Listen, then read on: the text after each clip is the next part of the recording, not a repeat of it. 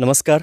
आज जागतिक पर्यावरण दिन आहे आणि आजच्या या दिवसाचे निमित्त साधून खूप ठिकाणी आपण प्लांटेशन करत असतो, रोपं लावत असतो.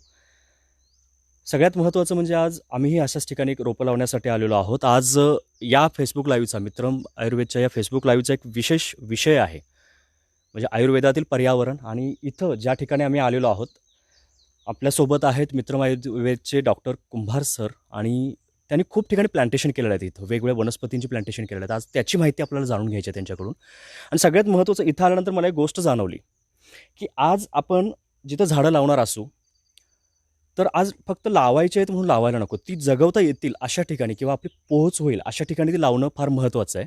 आणि हे एक ठिकाण आहे की जिथं त्यांचं कायम लक्ष राहील. आणि आता काही आम्ही प्लांटेशन केलेले आहेत. म्हणजे सर मगापासून काही झाडं लावत आहेत आणि यानंतर आम्हाला या इथल्या ज्या आसपासची थोडके जी झाडं आहेत त्यांची माहिती घ्यायची आहे. मी सरळ सरांच्याकडे जातो. सर मगापासून काही थोडक्यात आम्हाला म्हणजे बेसिक माहिती सांगितलीत आणि आजचा जो विषय आहे म्हणजे पर्यावरण दिनाचा आपण निमित्त साधून आज या विषयाकडे आपण आलेलो आहोत. आपल्याच आजूबाजूला घराच्या परसबागेत किंवा इतर ठिकाणी आपण अशी वेगळी झाडं लावतो आणि त्याचं औषधी वनस्पती महत्त्व इतकं मोठं असतं. तर याबद्दल आम्हाला आजच्या आणि त्या विषयाबद्दल माहिती. नमस्कार. मित्रम आयुर्वेद मल्टीस्पेशालिटी क्लिनिक आणि पंचकर्म केंद्र यांच्या तर्फे नेहमी जनजागरण होत असतं आयुर्वेदाविषयी. आज तर आपण आयुर्वेदातला महत्त्वाचा जो पार्ट आहे तो म्हणजे पर्यावरण. कारण आयुर्वेदाची उत्पत्ती हीच मुळात नैसर्गिक गोष्टीपासून झाली. निसर्गामध्ये ज्या गोष्टी आहेत त्याच जशा आपल्या लोकांच्यामध्ये आतमध्ये असतात, मनामध्ये किंवा शरीरामध्ये, तसंच ते ब्रह्मांडामध्ये म्हणजे आपल्या जवळच्या आसपासच्या परिसरामध्ये असतं. तर अशा या परिसरात असलेल्या गोष्टी आपल्याला अनुलक्षून काम करत असतात आणि त्याच गोष्टी आपल्याला अत्यंत जरुरीच्या असतात. आयुर्वेदामध्ये ज्या वेळेला सांगितलेलं आहे की ही औषधं किंवा वनस्पती वापरा, तर त्याचं संवर्धनसुद्धा आवश्यक आहे. हे आयुर्वेदीय तज्ज्ञांना म्हणजे त्या काळाच्या ऋषीमुनींना माहीत होतं आणि म्हणून त्यांनी त्याची जोपासना कशी करावी हे वृक्षायुर्वेद नावाच्या एका ग्रंथामध्ये सुद्धा लिहून ठेवलेलं आहे. तर आज आपण सगळ्यात महत्त्वाचं इथं का आलोत ते पाहू. आपण नेहमी म्हणत असतो की निसर्ग संवर्धन केलं पाहिजे, वाढवलं पाहिजे, पण हे फक्त म्हणून चालणार नाही, तर ते कृतीत उतरवणं खूप गरजेचं आहे. आणि यासाठीच मागच्या वर्षी आपण जवळजवळ 500 रोपांचं वाटप केलं आहे, ज्याचं प्लांटेशन लोकांनी आपल्या काही पेशंटनी किंवा काही लोकांनी स्वतः करून त्याची जोपासनासुद्धा चालू केलेली आहे. आत्ता आपल्याला आज आपण हे पाहतोय की इथं आवळ्याचं आपण झाड लावलेलं दिसतंय. तर जो आयुर्वेदातला सगळ्यात श्रेष्ठ असं एक औषध आवळा, याचं कारण असं की आवळा हा पृथ्वीवरचा अमृत असल्यासारखा आहे. वात, पित्त आणि कफ ह्या तिन्ही गोष्टीसाठी खूप चांगल्या प्रकारे मानवी जीवनावर एक उत्तम असं कार्य करणारं औषध आहे. मोरावळा हा जो आहे त्याचा रस मधुर पण असतो, म्हणजे गोड पण असतं, आंबट पण असतं आणि शरीरामधल्या पेशींना चांगलं ठेवणं म्हणजे रसायन कर्म करणं हे त्यातलं सगळ्यात मोठं असलेलं गमक आहे. त्यामुळं च्यवनप्राशसारख्या औषधामध्ये मोरावळ्याचा मोठ्या प्रमाणात उपयोग झालेला दिसून येतो. आत्ताच्या आपल्या या कोरोनाच्या काळात आपण पाहतोय की लोकांची इम्युनिटी कमी असेल तर लोकांना या आजाराचा जास्त त्रास होतोय. तर मित्रम आरोग्यवटिकेमध्ये आपण ह्या मोरावळ्याचा रस डायरेक्ट वापरलेला आहे. ह्या मित्रम आरोग्यवटिका म्हणजे गोळी तयार करत असताना आपण त्याचा विचार केला होता आणि म्हणूनच आपण जे औषध वापरतोय ते आणखी आपण निर्माण करून स्वतःहून वापरावं, यासाठी ही धडपड सगळी की स्वतः प्लांटेशन करून आपलेसुद्धा काही औषध असणं गरजेचं आहे. म्हणून आपण आज मोरावळ्याचं रोप लावलं या निमित्तानं, पर्यावरण दिनाच्या निमित्तानं.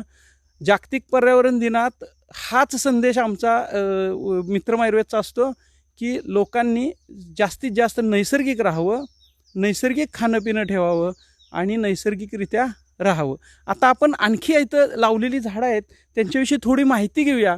म्हणजे काय होईल की लोकांच्यामध्ये हा प्रचार प्रसार होईल की औषधं फक्त खाण्यासाठीच नसतात, तर त्यांची जोपासना, संगोपन या गोष्टीसुद्धा उपयोगी असतात. अगदी छोटी छोटी वनस्पतीसुद्धा मानवी शरीराला उपयोगी असतात, ज्या आपल्याला माहीत नसतात, आपल्या परसदारात आपल्या पायामध्ये असतात. तर त्यातलीच ही एक वनस्पती दगडीपाला.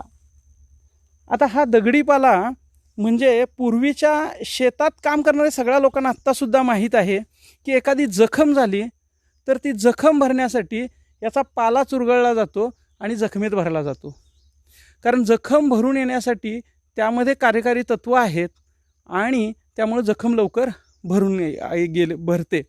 पण याबरोबरच असं आहे की हा पाला मूतखडा या विकारावर म्हणजे किडनी स्टोन असताना हा वापरला तर ह्याचा गुण चांगल्या प्रकारे दिसून येतो. याचे काही कल्प म्हणजे आयुर्वेदामध्ये काही वेगवेगळ्या प्रकारची औषधंसुद्धा केली जातात आणि ती वापरली जातात.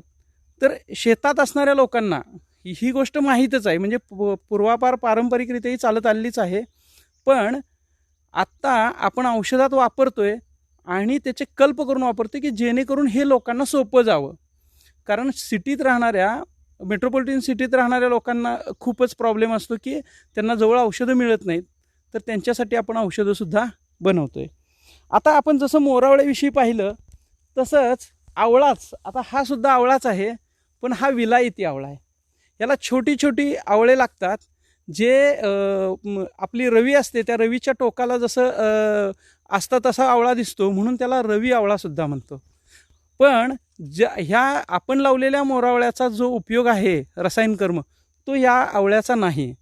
हा खूप आंबट असतो, त्यामुळं मुलांना खूप आवडतो. प्रत्येक शाळेच्या बाहेर हे विकत बसलेले दिसतात कारण ह्याची आंबट चव मुलांना खूप आवडते. पण ह्या आंबट चवीमुळंच सर्दी खोकला किंवा पित्ताचे त्रास होऊ शकतात. त्यामुळं कमी माफक प्रमाणात भूक लागण्या इतपत यांचं सेवन केलं म्हणजे ह्या घेतलं तर फारसा त्रास होणार नाही. हा विलायतीतनं आलेला आहे म्हणून काही जण त्यांना विलायती आवळा म्हणतात किंवा रवी आवळासुद्धा म्हणतात. या आपण आता दुसरं एक छान झाड पाहूया की जे खूप उपयोगी पडणार आहे. हा आहे बहावा किंवा गोल्डन शॉवर. तर गोल्डन शॉवर ही म्हणजे एक अशी वनस्पती आहे आयुर्वेदातली की ज्याच्या माध्यमातून आपण पोट साफ होण्यासाठी याच्या ज्या शेंगा येतात त्या शेंगा आपण त्यातला जो गर असतो तो दिल्यानंतर पोट साफ होतंच, त्याच्याबरोबरच सगळ्यात महत्त्वाचं म्हणजे कृमिघ्न आहे, जंत नष्ट करतं आणि कुष्ठघ्न म्हणजे त्वचा विकारात खूप चांगल्या पद्धतीने याचा वापर केला जातो. ह्याच्या गोळ्यासुद्धा काही बनवल्या जातात. आता ही जी वनस्पती आहे सात्विन ॲलस्टोनिया स्कोलेरिस. आता या झाडाविषयी खूप मोठे गैरसमज आपल्याला दिसून येतात. सुरुवातीला ज्यावेळेला सिटीमध्ये फार झाडं नव्हती त्यावेळेला आम्ही झाडं नेहमी पाहत होतो. जंगलात गेल्यानंतर साधारण कोकण साईडला खूप मोठ्या प्रमाणात ही झाडं होती आणि तिथं ही झाडं आपण पाहत होतो. ती खूप डेरेदारांनी मोठी आहेत आणि ज्यावेळेला याला शेंगा लागतात त्यावेळेला त्या अशा खाली ओघळल्यासारख्या त्या शेंगा दिसतात. त्यामुळे एखादा व्रतस्थ जटाधारी बसावा, ऋषी बसावा तसं ते वाटायचं. मग ह्या जटाधारी वृक्षाला मात्र त्या लोकलची जी लोक होते त्यांच्यात गैरसमज असा होता की हे सातविनीचं झाड आहे आणि याच्याजवळ जाऊ नये कारण ह्याच्यावर भूतं असतात, असा एक साधारण गैरसमज आहे. तर तसं काही नाही आहे, याच्यावर भूतं असतात असं काही नाही आहे, फक्त हा गैरसमज आहे. त्यामुळे संध्याकाळी कोकणातली लोक या झाडाखाली कुणाला शक्यतो सोडत नाहीत. दुसरी गोष्ट अशी की याचा उपयोग काय केला जातो तर सात्विन सप्तपर्णी सप्तपर्णी ही जी गोष्टी आहे तर या झाडाचे साल आहे त्याचा काढा तापामध्ये देता येतो. तसंच त्वचा विकारात सुद्धा वापरता येतो. याच पद्धतीने याची पानंसुद्धा आपल्याला त्वचा विकारात वापरता येतात. म्हणजे या झाडाच्या सालीचं चूर्ण हे आपण काही त्वचा विकारात फार चांगल्या रीतीनं वापरतो. तसंच आपल्या लिव्हरचं फंक्शन वाढवण्यासाठी, पचनशक्ती वाढवण्यासाठी सुद्धा या वनस्पतीचा उपयोग फार चांगल्या प्रकारे येतो. असंच तुम्ही प्रमेहात म्हणजे डायबिटीसमध्ये सुद्धा सात्विन खूप चांगल्या रीतीनं वापरू शकताय. फक्त मी जी माहिती देतोय ही तुम्ही झाडांची जोपासना करावी म्हणून देतोय. त्याचे उपयोग काय आहेत हे लक्षात ठेवा, पण याचा वापर करताना वैद्यांचा सल्ला जरूर घेतला पाहिजे. आपण आता पुढच्या झाडाकडे वळूया. ही सगळी आता सातविनीचीच झाडं आहेत. आपल्याला आत्ता हे दिसतं हे डाळिंबाचं आहे. तर ह्याचा उपयोग आपल्याला डाळिंब म्हणजे डाळिंब आहे ते आपल्याला उपयोग त्याचा भूक वाढवण्यासाठी चांगला होतोय. आता कोरोनाच्या काळामध्ये आपल्याला बरीच लोक म्हणतात की भूक लागत नाही आणि फळं कोणती खाऊ. तर अशा वेळेला केळ, चिकू, सीताफळ अशा प्रकारची जर फळं खाल्ली गेली तर त्याच्यामुळं कफ वाढतो आणि भूक पण मंदावते आणखी. तेव्हा ताकद येण्यासाठी किंवा शक्ती येण्यासाठी त्याचा वापर करण्यापेक्षा डाळिंबाचा जर वापर केला तर भूक वाढेल, रक्त वाढण्यासाठी त्याचा उपयोग होतो. श्वास कास म्हणजे सर्दी खोकला या आजारात सुद्धा त्याचा खूप चांगला उपयोग होतो. पित्त कमी करण्यासाठी पित्तशामक म्हणून त्याचा फार चांगला उपयोग आहे. डाळिंबाच्या सालीचं चूर्ण आहे, ते चूर्ण घेऊन जाळून त्याची राख केली तर ती आपल्याला दात घासण्यासाठी सुद्धा उपयोगी पडते. दात स्वच्छ होण्यासाठी खूप चांगला तो उपाय आहे. डाळिंबाची साल कशा आहे म्हणजे तुरट चवीची असल्यामुळं समजा तोंडामध्ये काही जखमा झाल्या असतील म्हणजे ज्याला आपण मुखपाक म्हणतो किंवा तोंड येणं म्हणतो, तर डाळिंबाच्या सालीचा काढा हा जर तुम्ही तोंडात घेऊन थोडा वेळ खुळखुळून जर थुंकून दिला तर आपल्या तोंडातल्या जखमा बऱ्या होतात आणि दातसुद्धा आवळून येतात. म्हणजे हिरड्या घट्ट होण्यासाठी त्याचा फार चांगला उपयोग होतो. आपल्याला आता अशा प्रकारची आणखी एक वनस्पती बघायची आहे जी सगळ्यांना माहीत असलेलीच आहे. तर हे बांबूमध्ये खूप मोठा वर्ग आहे. बांबू हा म्हणजे हा गवतवर्गीय ह्याच्यामध्ये आहे, वनस्पतीच्या एका प्रकारात मोडतो की ज्याच्यामध्ये आपल्याला बांबूचे खूप उपयोग दिसून येतात. म्हणजे लोक आपल्या फर्निचरसाठी सुद्धा सध्या खूप मोठ्या प्रमाणात वापरतात. पण आयुर्वेदामध्ये वेतस ही जी वनस्पती सांगितलेली आहे त्याचे उपयोग खूप आहेत.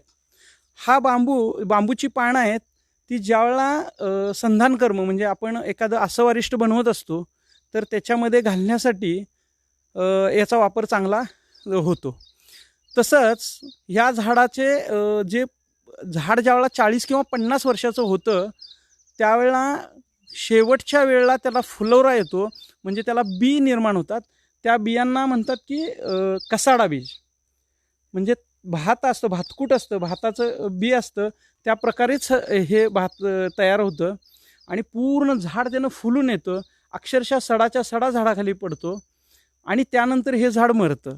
म्हणजे ही 40-50 वर्षानंतर होणारी प्रक्रिया आहे. ते बेट पूर्ण नष्ट होतं आणि परत दुसरं बेट तयार व्हायला सुरुवात होते. तर ह्या भातकूट म्हणजे जे आहेत कसाडा बीज ह्याचा वापरसुद्धा आयुर्वेदात होतो. तर त्याचं तांदूळ ज्याला तंडूलसुद्धा म्हणतात तर ते शिजवून त्याची खीर करून दम्याच्या रुग्णांच्यामध्ये दिली तर खूप चांगला उपयोग होताना दिसून येतो. सगळ्यात महत्त्वाचं ह्या बांबूमधलं जर कुठला घटक असेल तर सर्वांना माहीत असलं सर्दी खोकल्यासाठी सीतोप्लादी चूर्ण जे आहे त्या चूर्णामधला वंशलोचन म्हणून जो घटक आहे तो यातला सगळ्यात महत्त्वाचा घटक आहे. तो मात्र 40-50 वर्षाचा ज्यावेळेला बांबू होईल तर त्या बांबूच्या 2 पेरांच्या मध्ये जी जागा असते, 2 पेरं जिथं संपतात तर त्याच्या शेवटीला चुन्यासारखा पांढरट रंगाचा जो आतल्या बाजूनं थर जमावतो तो म्हणजे वंशलोचन. आता हा वंशलोचन इतक्या मोठ्या प्रमाणात आपण वापरतो तेवढ्या मोठ्या प्रमाणात तयार होणं शक्य नाही आहे. पण सध्या तरी वंशलोचन जर ओरिजिनल मिळालं तर त्याचा वापर आपण सीतोप्लादी चूर्णात केला तर सर्दी खोकला अशा रोगांच्यावर खूप प्रमाणात आपल्याला काम करता येतं. आता आपल्याला एक छान वनस्पती दाखवतो जी सगळ्यांच्या परिचयाची आहे. हे नागवेलीची वेल आहे. नागवेल म्हणजे आपण जी पानपट्टीवर पान खातो किंवा विकत मिळते तर त्यातली ही वनस्पती आहे. नागवेल पत्र हे आयुर्वेदात खूप ठिकाणी वापरण्यात येतं. ह्या नागवेल पत्रामध्ये पाचनाची शक्ती खूप मोठ्या प्रमाणात आहे. म्हणजे जेवल्यानंतर तांबूल सेवन म्हणजे पान खाण्यासाठी जे सांगितलेलं आहे त्याचं कारण हे आहे की ज्यावेळेला जड अन्न घेतलं जातं तर त्याचं अजीर्ण होणे, ते लवकरात लवकर पचावं यासाठी तांबूल सेवन केलं जातं किंवा नागवेलपत्र घेतलं जातं. आपण आत्ता जे पानपट्टीत खातो त्याच्या मात्र वेगवेगळे सगळा जर्दा किंवा तंबाखू किंवा इतर जी गोष्टी सांगितलेल्या नाहीत आयुर्वेदातल्या त्या वापरल्या जातात आणि त्यामुळं कॅन्सरसारखे मोठे आजार किंवा शरीरावरचे वाईट इफेक्ट आपल्याला दिसतात. पण जे तांबूल सेवन करायचं आहे त्याच्यामध्ये फक्त वेलदोडा, लवंग, चुना घातला तरी चालतो थोडासा, धने, जिरे अशा प्रकारचे जर द्रव्य वापरली तर ती पाचनासाठी खूप चांगली उपयोगी पडतात आणि जड अन्न सेवन केलेलं फार चांगल्या प्रकारे पचून जातं. त्यामुळं नागवेलपत्र हे तुम्ही डायरेक्ट खाऊ शकता. हे नागवेलपत्र खूप उपयोगी वनस्पती आहे आणि ही प्रत्येकाच्या दारात आपण कुंडीमध्ये सुद्धा लावू शकतो आणि खाऊसुद्धा शकतो. आता आपण वेगळ्या वनस्पतीकडे जाऊया.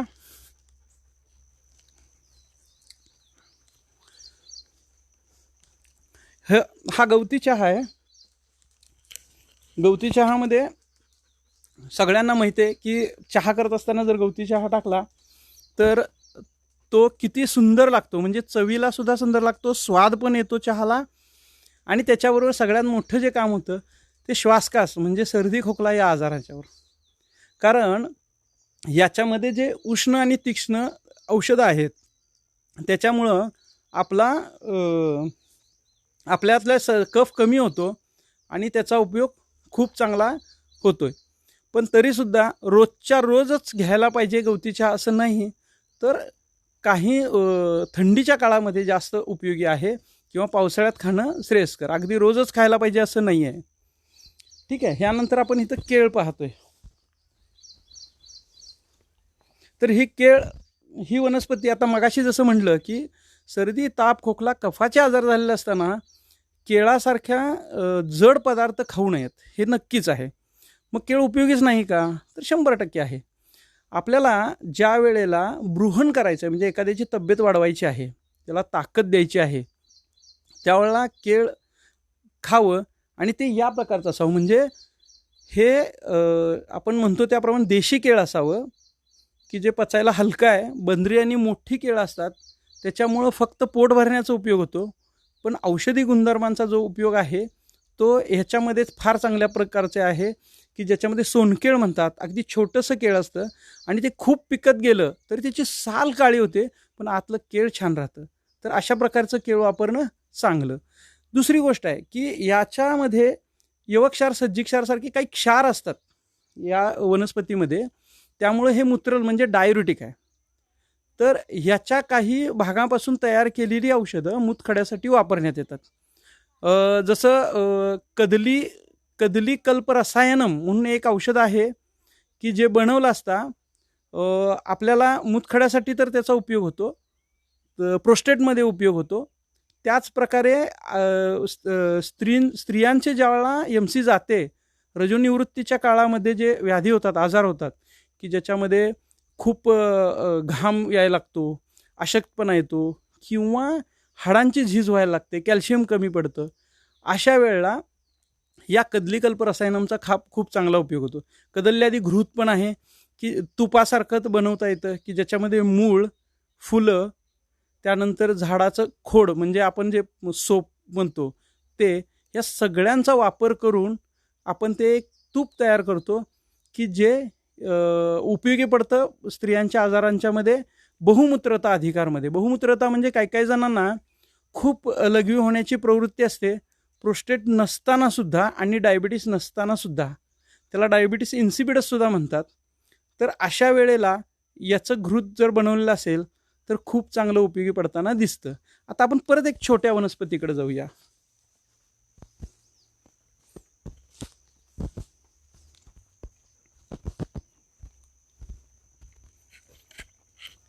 आता आपण इथं खाली पाहूया. ही जी वनस्पती आहे तर हिला आयुर्वेदामध्ये दुग्धिका म्हणतात. बृहत दुग्धिका ही पहा, ह्याच्या पान तोडल्यानंतर इथं दूध आलेलं आहे, तर ह्याला नायटीसुद्धा म्हणतात. तर ही जी नायटी वनस्पती आहे, नायटा म्हणजे काही त्वचारोग असतात तर त्याच्यावर ह्याचा उपयोग होतो. आता याच्या शेजारीच ही दुसरी आहे लघुदुग्धिका.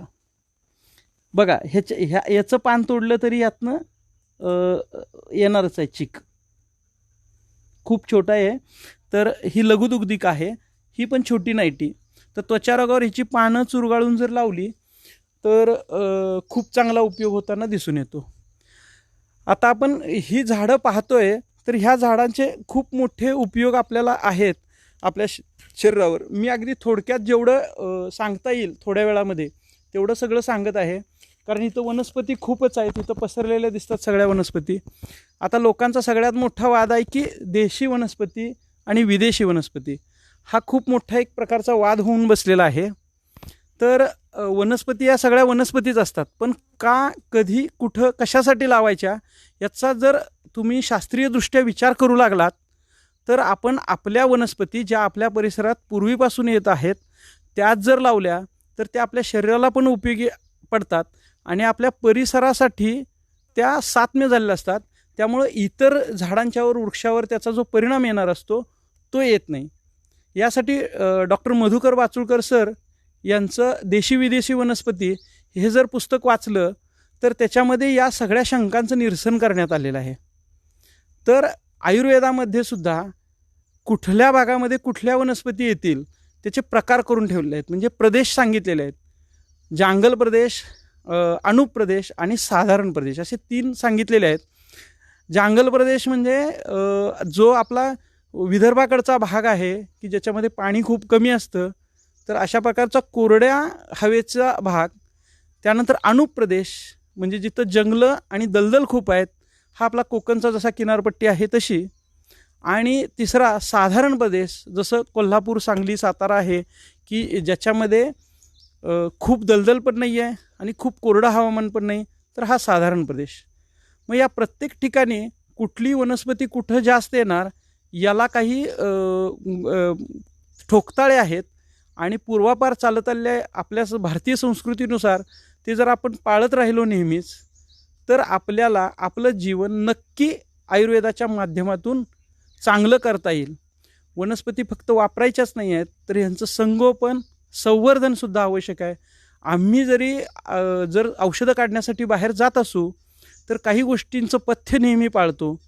त्याच्यामध्ये आपल्याला झाडांची पानं काढता येतात, झाडाचं साल काढता येते, पण हे काढत असताना अशी विशिष्ट पद्धत ठेवायला पाहिजे की ते झाड नष्ट होता कामा नाही. आता काही ठिकाणी मुळंसुद्धा वापरली जातात, जशी शतावरी आहे. तर मग शतावरी, आता प्लॅन्टेशन शतावरीचं खूप चांगल्या प्रकारे वाढलेलं आहे, ही एक दिलासादायक बाब आहे. तर शतावरी काढत असताना शतावरीची मुळं वापरली जातात. तर आपण खोदत असताना एका बाजूनं खोदून फक्त मुळं थोडी काढून घेतली आणि परत माती टाकली, तर परत तिथं नवीन मुळं फुटतात आणि झाड नष्ट न होता आपण त्याच्या मुळांचा वापर करू शकतो. आपल्याला अगदी साध्या साध्या वाटणाऱ्या ज्या वनस्पती आहेत, अगदी कोल्हापूर शहराच्या आतमध्ये सुद्धा, ह्याच्यामध्ये धोत्रा, एरंड किंवा निरगुडी, ज्या लोकांना आपल्याला तण वाटतात किंवा अनावश्यक गोष्टी वाटतात की ज्या सहज काढून टाकल्या जातात, यासुद्धा आयुर्वेदामध्ये औषधी म्हणून वापरल्या जातात. तर त्या नष्ट न करता आपल्या घराजवळ त्या असतील तर त्याची जोपासना करावी. तर आपल्याला आपलं जीवन सुकर करण्यासाठी आयुर्वेदाचा वापर फार छान पद्धतीनं करता येईल आणि सामाजिक स्वास्थ्य निर्माण होईल. आणि हाच आयुर्वेदाचा सगळ्यात मोठा एक ध्येय आहे की स्वस्थ माणसाचं स्वास्थ्याचं रक्षण करणं. धन्यवाद.